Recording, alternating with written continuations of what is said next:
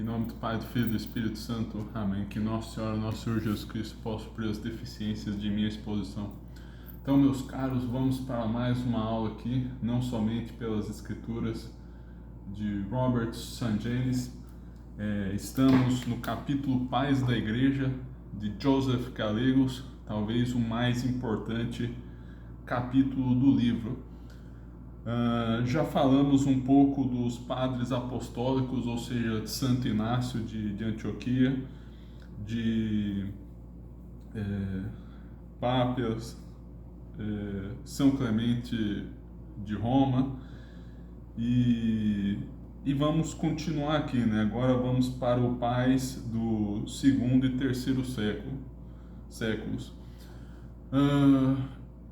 Cada aula é relativamente independente deste curso, mas neste caso recomendo assistir a aula anterior que é a introdução deste capítulo, né? O link vai estar nos comentários. E que mais? Bom, fazer a clássica propaganda aqui, né, da editora Assunta, da nossa editora aí, veja os links na descrição. Comentar as 15 orações de Santa Brígida, meditando a paixão de Cristo, para você meditar melhor a paixão de nosso Senhor Jesus Cristo. Alguns temas aqui, né, os dons do Espírito Santo, os pecados capitais. Então, mesmo sendo da paixão de Cristo, é como que se fosse uma abordagem geral da fé, até boas passagens mariológicas aí. Nossa Senhora de La Salette, outros fatos extraordinários, de São João Bosco e do Padre Rousselot. É um livrinho simples aqui, tem histórias de aparições, milagres, e o principal deles, o de Nossa Senhora de La Salette. E tem a sua novena, né? Novena Nossa Senhora de La Salette, escrita pelo Padre Rousselot, que chegou a acompanhar os videntes de La Salette. Voltando então ao nosso curso, não se esqueça de se inscrever no canal, escrever um comentário aí, fazendo sua crítica, sugestão, que mais? Compartilhar o vídeo, rezar por mim, rezar pelo crescimento aí do canal, da editora, compartilhar aí com seus amigos aí, ativar o sininho também, muito importante para você receber notificações. Então é isso, vamos finalmente à aula aqui do curso, né? Fazendo uma pequena recapitulação da aula anterior, alguns pontos aí, né? Curiosamente, não li um dos trechos mais importantes, não lembro se cita no livro, para ser sincero, mas Santo Inácio de Antioquia escreveu uma carta aos romanos, e lá ele diz uma coisa muito forte. Aliás, toda a carta é num tom diferente, né? Nas outras ele como que sugere algumas coisas assim, né? Tem um tom mais imperativo, mas o tom da carta aos romanos é diferente. E diz que a igreja de Roma preside na caridade. Eu não estou lembrado de ver esse trecho aqui no livro, né? Mas muitos interpretaram aí como fundamento do primado da sé romana, né? Que é um elemento fundamental para a fé católica, né? Essa sé é muito importante aí para discernir a fé. Que mais? Falei da suficiência material dos santos padres. Isso é sugerido, na verdade não afirmou de modo peremptório, e mesmo assim não é uma questão definida assim, né? Uma coisa é haver a pregação, às vezes, eventualmente até unânime, de que algo é verdadeiro, e outra é dizer que unanimemente também que aquilo é verdadeiro e de fé. Então pode ser que algo seja de caráter unânime, contudo não foi pregado como de fé. Porque na prática não faz tanta diferença assim, né? Se tudo foi revelado à tradição e se tudo está na Sagrada Escritura, né? Que é a tese da suficiência material aí, então as duas coisas apontam adequadamente aí para o mesmo fim, né? Então, não é uma coisa tão, como posso dizer assim, né? Não vai fazer tanta diferença, né? O que faz a diferença é você excluir a tradição, né? Que ela tem a função de interpretar a fé, né? Então você não pode desqualificar um dos lugares teológicos aí, né? Não pode agir contra o magistério também, né? Que é a definição aí do Papa e dos bispos ligados a ele. Então, pode até ser que tenham pregado a suficiência material, mas não como se fosse algo de fé da Escritura, né? Lembrando que para um católico é possível tanto defender a suficiência material da Escritura e a tese das duas fontes, ou seja, de que a tradição tem algo que a Escritura não tem, materialmente considerando, né? Claro, mas para nós católicos é sempre importante que haja tradição, é sempre necessário que tenha a tradição e o magistério para interpretarem a Sagrada Escritura, né?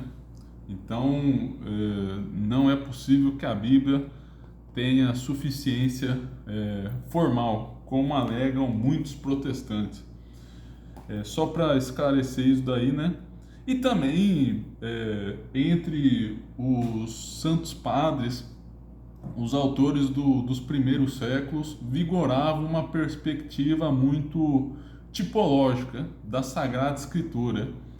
Então, essa suficiência material aí até é a tese mais comum deles, também creio nisso, mas em linhas diferentes, né? Porque os protestantes de nossos dias tentam amenizar ou até desqualificar a leitura tipológica da Sagrada Escritura, né? Então é uma pergunta muito interessante a ser feita. Mas a Sagrada Escritura tem suficiência material em qual sentido? Excluindo a leitura tipológica espiritual ou somente com ela, né? A Bíblia é materialmente suficiente só com a leitura literal da Bíblia? Então é uma boa pergunta a se fazer. E os santos padres tinham muito essa leitura tipológica, né? Então, creio ser importante fazer essa menção aí, né? Bom, pais do segundo e terceiro séculos, Santo Irineu, bispo de Lyon. Acontece que esses homens, ou seja, os gnósticos, agora não consentem nem com as escrituras, nem com a tradição.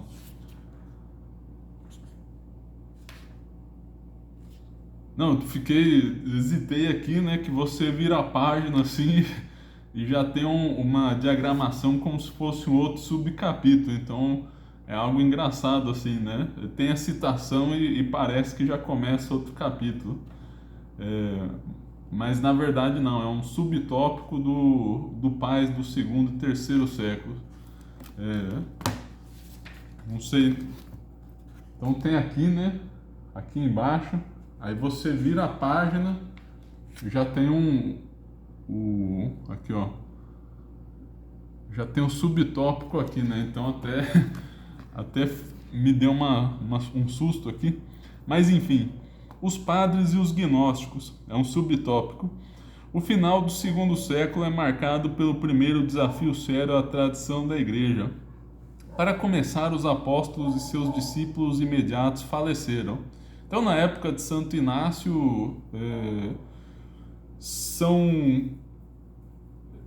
Provavelmente em alguma altura da vida do Santo Inácio e da pregação dele, São João ainda estava vivo. Mas seja como for, ainda havia testemunhas diretas dos apóstolos. Já na era de Santo Irineu de Leão, já é o discípulo do discípulo, então já é uma situação um pouco diferente, né? Ninguém mais poderia convocá-los em pessoa. Em segundo lugar, o gnosticismo desafiou o cânon dos escritos apostólicos e a autoridade da tradição da Igreja. Marcião tentou formular sua própria versão das Escrituras, enquanto Valentino tentou minar a interpretação autêntica das Escrituras, ambos por meio de uma tradição secreta que afirmava vir dos apóstolos. Tais aberrações heréticas impeliram a Igreja a fixar e definir a extensão dos escritos apostólicos e estabelecer a autenticidade e apostolicidade da tradição da Igreja. A Igreja foi forçada a definir com precisão sua regra de fé. Os principais combatentes do gnosticismo durante este período foram Irineu, do ano 140 a 202, bispo de Leão, e Tertuliano, 160 a 220, de Cartago. Ambos forneceram a primeira síntese sobre a regra de fé. A prescrição dos hereges de Tertuliano resume o ataque gnóstico ameaçador à norma de fé da Igreja. Então, devemos observar aqui o contexto histórico, que já se levantava o primeiro grande inimigo da Igreja, a primeira grande onda herética, que foi a dos grupos gnósticos. Então, eles tocavam justamente na regra de fé, tentavam alterar o cânon das Escrituras, mas também alegavam uma tradição secreta. E vejamos o que diz Tertuliano contra os hereges aqui. Um homem perverte as Escrituras com sua mão, outro a deturpa por meio de sua exposição. Pois, embora Valentino pareça usar todos os livros, ele não fez mais que violentar a verdade com sua mente ardilosa e sua habilidade superior a Marcião. Marcião expressa e abertamente usou a faca, não a caneta, mutilando as Escrituras de acordo com seu próprio parecer. Valentino, no entanto, se absteve de tal excisão. Corte, esse termo aí é geralmente, pelo que eu tinha pesquisado, usado em medicina. Então é remover um tecido. Sem moldar as Escrituras para enquadrá-las em seu próprio projeto, mas adaptou-se ao assunto às Escrituras. E ainda assim fez mais estrago, removendo o significado apropriado de cada palavra particular, e adicionando arranjos fantasiosos de coisas que não têm existência real. Então, fala de dois projetos aqui, né, que, como posso dizer, né, se tornaram icônicos. Um deliberadamente cortou a Sagrada Escritura e o outro parece tê-la aceito em sua integridade. Contudo, a alterou por meio de uma tradição diferente. A defesa da Igreja de sua tradição e regra de fé. Aqui já volto o texto de Joseph Gallegos.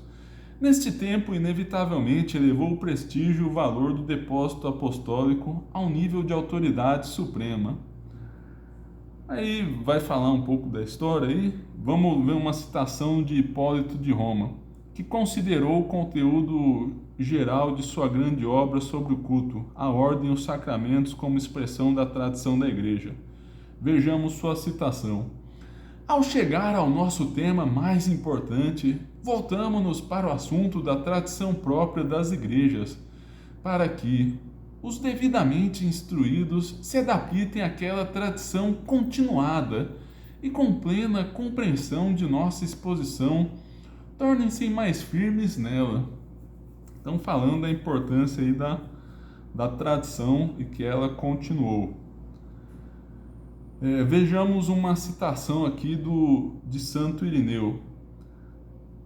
Transferem, transformam e fazendo de uma coisa outra, iludem muitos por meio de sua arte perversa, de adaptar os oráculos do Senhor às suas opiniões.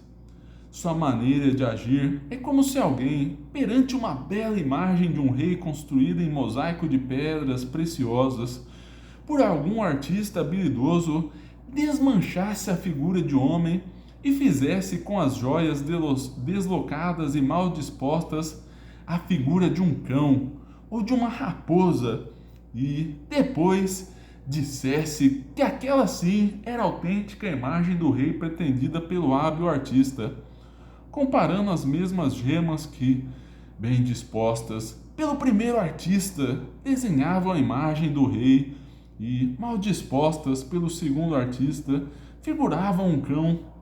Pelo brilho das pedras enganam os simples ignorantes do aspecto do rei e convencem que a ridícula imagem da raposa é o autêntico retrato do monarca. Assim, costurando fábulas de velhinhas e tomando daqui e dali palavras, sentenças e parábolas, procura adaptar as palavras de Deus às suas ficções. Já falamos do que aplicam aos que estão dentro do pleroma. Pleroma aí é um termo aí dos gnósticos aí, né, que é a plenitude em grego, é uma coisa, uma propriedade dos que seriam iluminados, né? Que os gnósticos têm essa propriedade aí de serem uma elite secreta eleita, enquanto outros homens, os carnais, estariam designados, predestinados para a condenação, né? Que não poderiam se salvar por não ter a centelha divina. Enfim, mais ou menos essa lógica aí dos gnósticos aí, né? Havia vários grupos também, há um pouco de divergência nas doutrinas, mas no geral o gnosticismo tem essa coisa da elite secreta aí, dos iluminados, esse tipo de coisa. Aí vai falar que Tertuliano sustenta a mesma coisa. Vou ler aqui. Tertuliano sustenta a mesma opinião em seu tratado contra os hereges de sua época. Ele mostra algumas maneiras pelas quais os hereges perverteram a palavra de Deus. O primeiro método é deturpar a palavra de Deus retirando partes. Por exemplo, Marcião, do texto sagrado. O segundo método, uma ofensa mais séria, de acordo com Tertuliano, é interpretar a Bíblia desconectada da tradição da Igreja. Portanto, o herege, de acordo com ele, interpretaria as Escrituras baseando-se no seu entendimento particular, valentino, e contra a tradição da Igreja. Nesse sentido, Tertuliano se refere a este guia sempre presente como a regra de fé. Citações aqui começam a ficar mais grandes, maiores, melhor dizendo. Mas eu vou ler só alguns trechos delas, são realmente parágrafos bem grandes, mas alguns trechos aí que eu tinha grifado anteriormente. Aqui é o Tertuliano, Irineu? Tertuliano, na prescrição contra os hereges. Disto, portanto, elaboramos nossa regra.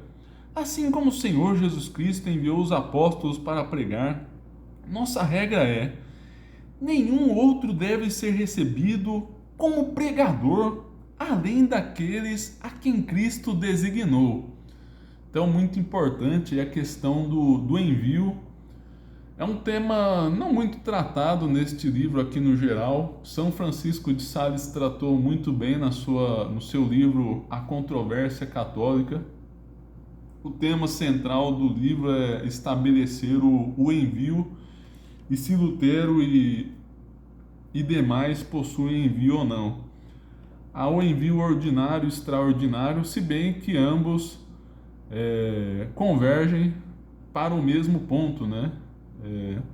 O extraordinário seria a pessoa apresentar milagres, que são os sinais de Deus, e o envio ordinário é ser enviado pela igreja.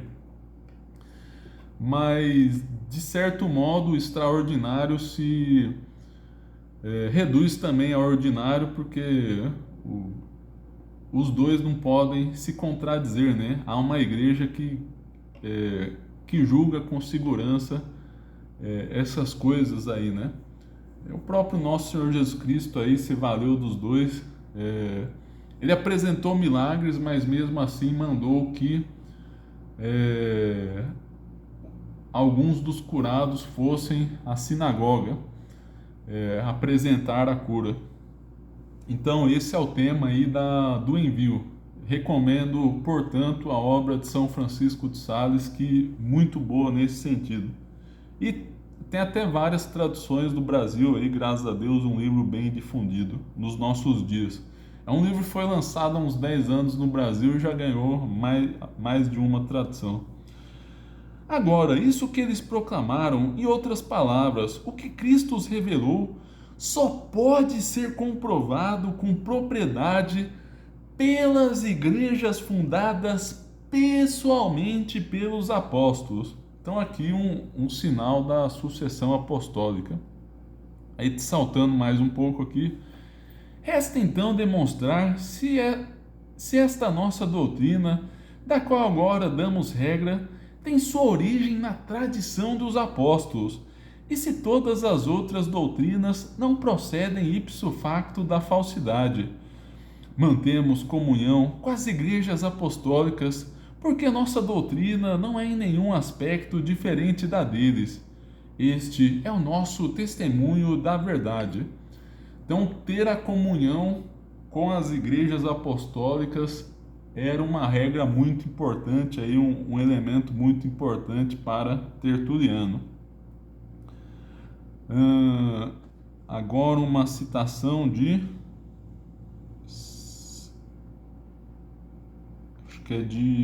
Irineu. Agora todos esses hereges são muito posteriores aos bispos aos quais os apóstolos confiaram as igrejas, fato que no terceiro livro me esforcei para demonstrar. Segue-se então como uma coisa natural que esses hereges acima mencionados, cegos para a verdade, se desviem do caminho certo e trilhem vários rumos e, portanto, as pegadas de sua doutrina espalham-se aqui e ali, sem acordo ou conexão. Já fala então da dispersão dos hereges, né? Os gnósticos tinham bastante variação entre eles e não por coincidência os protestantes também nos nossos dias, né? Voltando à citação. Mas o caminho dos que pertencem à igreja circunscreve o mundo inteiro, detentor da tradição segura dos apóstolos. Então a igreja é detentora da tradição segura dos apóstolos, ou seja, a igreja é um critério de fé. E dá-nos a ver que a fé de todos é una e a mesma, porque todos recebem um só e mesmo Deus Pai, creem na mesma economia da encarnação, e etc., né? Falando alguns elementos da unidade da fé, né? Agora a próxima citação, Tertuliano, a Coroa. Não sei do que é esse livro exatamente, deveria ter pesquisado, mas tudo bem, depois eu trago a resposta aqui. Para essas e outras regras, você insiste em querer uma prescrição bíblica explícita. Prestem atenção, se parece um pouco aí com o só da Escritura. Mas não encontrará nenhuma. A tradição será apresentada a você como fonte, o costume como seu fortalecedor, que a fé como seu observador. Essa razão apoiará a tradição, o costume e a fé, e você mesmo perceberá ou aprenderá com alguém que o fez. Ou seja, Tertuliano já tinha problemas com pessoas que exigiam passagens explícitas da Sagrada Escritura. Não é que ele esteja negando a suficiência material, mas aí entra outro problema aí, né? A questão da perspicuidade e da clareza, né? Até podemos defender a suficiência material, mas não quer dizer que todas as doutrinas estejam de modo claro ali na Sagrada Escritura, né? É preciso que a tradição nos dê segurança quanto a elas. Vamos continuar aqui. Tem bastante citação aqui, Tertuliano, Irineu, 724 aqui. Outra de Tertuliano. Aqueles, portanto, que abandonaram a pregação da igreja, questionam o conhecimento dos santos presbíteros e não levam em consideração que mais vale um homem religioso e simples que um sofista blasfemo e atrevido. Cabe a nós, portanto, evitar suas doutrinas e tomar cuidado para não sofrermos qualquer dano por elas, mas refugiar-nos na igreja, para sermos educados no seu seio e nutridos com as escrituras do Senhor. Então a igreja, a educação, podemos ver aí a tradição e a escritura, né? Temos o tripé aí no Tertuliano. Vou voltar aqui e ler uma do... Está duas não. Está uma de Santo Irineu aqui, uma que estava antes. Não aprendemos de ninguém o plano da nossa salvação, senão daqueles por meio dos quais obtivemos o Evangelho, primeiramente proclamado em público e em período posterior, pela vontade de Deus, transmitido a nós nas Escrituras, para ser a base e a coluna de nossa fé. Está falando, o foco aí é a união com os apóstolos, fala em primeiro lugar da pregação e depois que foi escrito na Sagrada Escritura. Mas não diz que a tradição caducou. Diz aí os dois aí, né? Agora outra do Tertuliano. O que, portanto, não existiu, a Escritura foi incapaz de mencionar. E por não mencioná-lo, deu-nos uma prova clara que tal coisa não existia.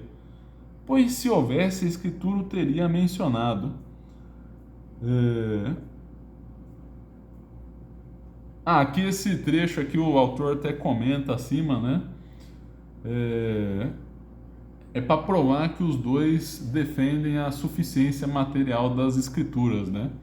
Já como que se adiantando aí, né, a visão protestante, mas como nós falamos, o católico pode defender a suficiência material e uma coisa não contradiz a outra. Temos que ler a obra dos autores como um todo. No geral, eles parecem até sugerir que há doutrinas específicas da tradição, só um trecho ou outro que sugere a suficiência material.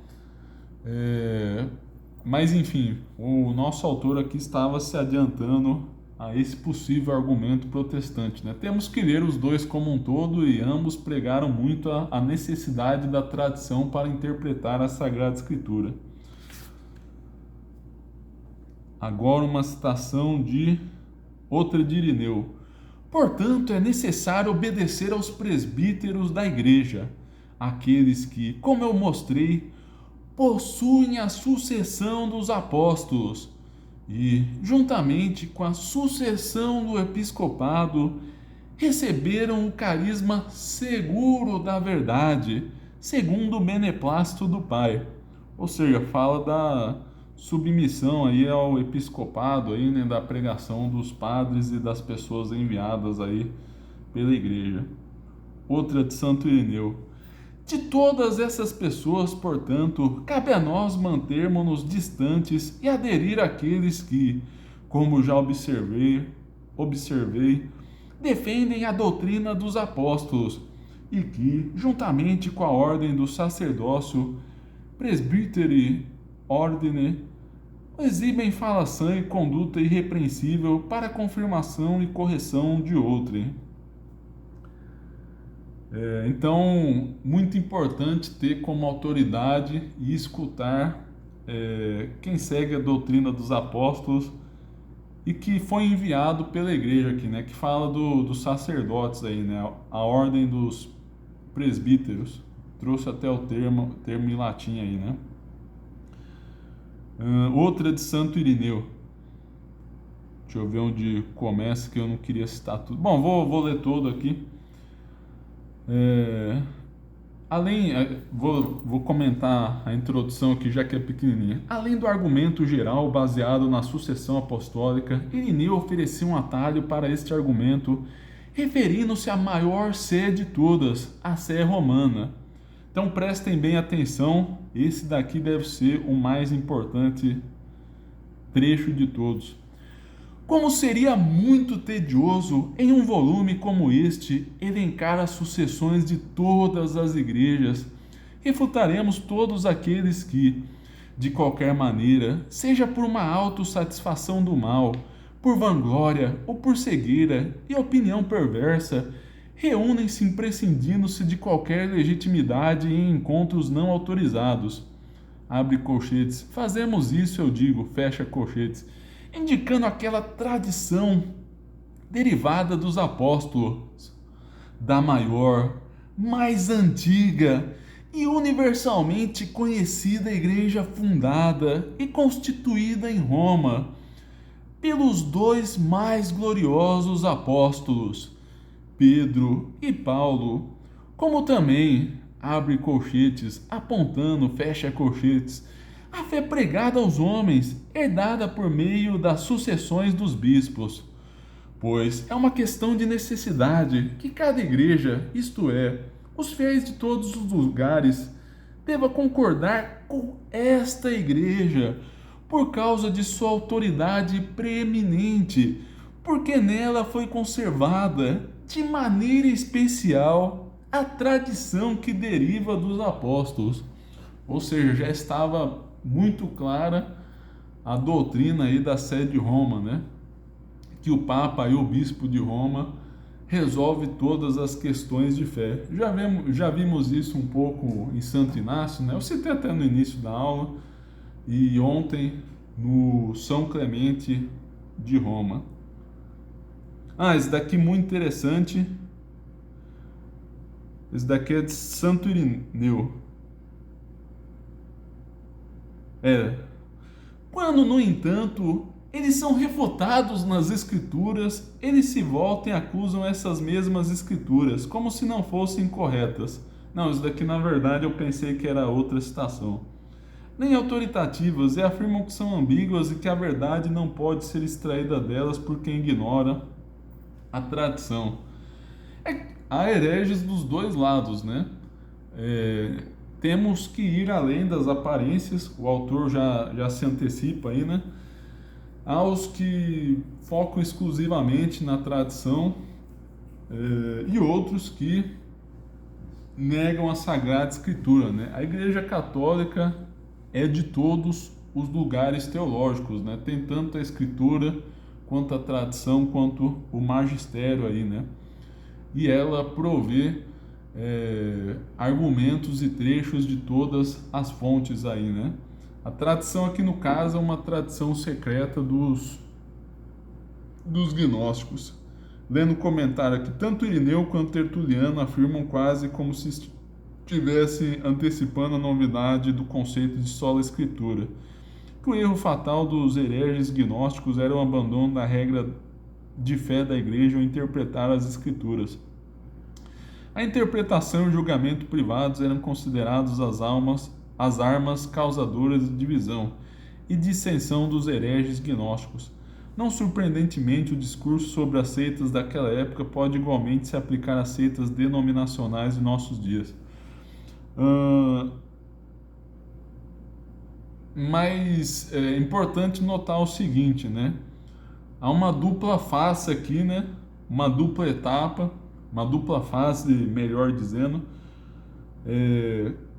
Eles são refutados nas escrituras, aí depois eles passam a argumentar com base na tradição, né? Mas inicialmente eles estavam usando somente a escritura, né?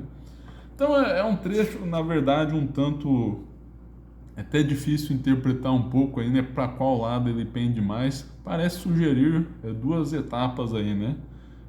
Pelo que sugere a própria leitura aqui do autor e até o trecho como um todo, né?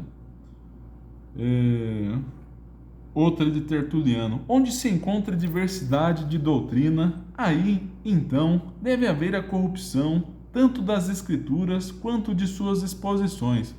Então, a unidade da fé, né? Muito importante como sinal. Outra esse daqui Tertuliano também, prescrição contra os hereges. Quando, no entanto, encontra-se um depósito idêntico entre muitos, isso não provém do erro, mas da tradição. Alguém pode, então, ser irrefletido o suficiente para dizer que errou quem transmitiu a tradição? Porque é o seguinte, meus caros, não é fácil você